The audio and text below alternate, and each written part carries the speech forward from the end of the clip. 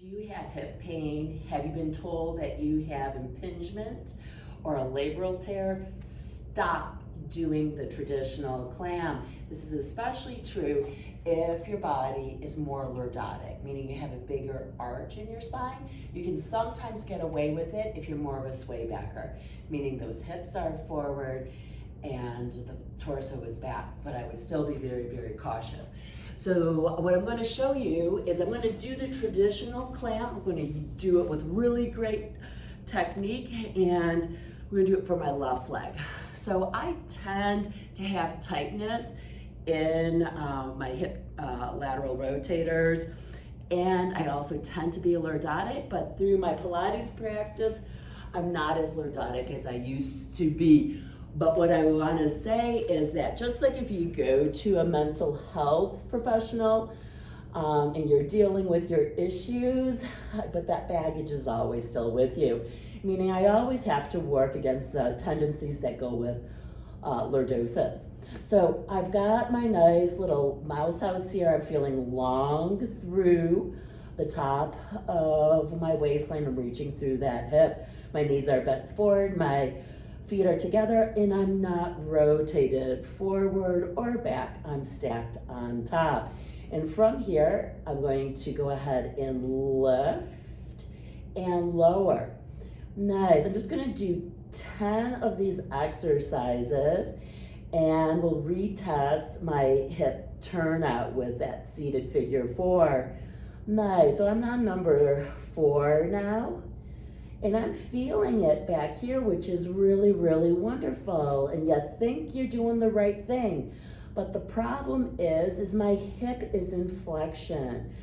So my glute max is a hip extender. I am not setting it up for success. I'm setting this up for my TFL. And often the TFL, tensor fasciae lata, and the glute max get in a tug of war at your hip. And is often a big problem if you've got hip impingement or a labral tear. You got to keep that hip centered in the hip socket.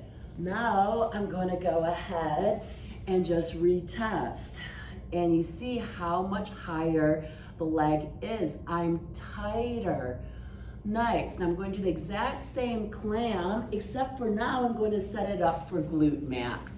So I'm going to have my hips in 0, meaning I'm not extending because that's going to throw me into an arch, especially if I'm lordotic.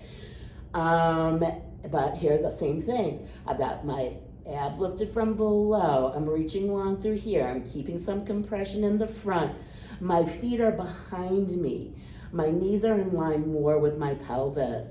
And from here, I'm just gonna go up. You can see I struggle with this exercise also. I feel it in the back of my hip. Maybe I don't feel it as much as I did with the previous clam, but now I've got it set up for my glute max. My TFL, tensor fasciae lata, is a hip flexor. So by positioning my hip here, I'm going to earmark this exercise for glute max, okay? And that's the big take-home message here. Don't chase the burn, chase the anatomy, and understand all the actions that muscles do. Glute max is very complicated, but the big thing here is if you do it in 0, I'm going to be looser. Yeah. You see? Yeah.